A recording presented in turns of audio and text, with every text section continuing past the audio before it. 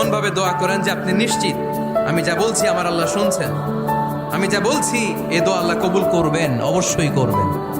আল্লাহর উপর আস্থা একটু কম না? কম না বেশি? যার আস্থা বেশি তার দোয়া কবুল হওয়ার সম্ভাবনাও বেশি। আপনি যদি সন্দেহে হায় রে দোয়াটা যে করতেছি না জানি কবুল না হয়, ওই দোয়া জীবনেও কবুল হবে?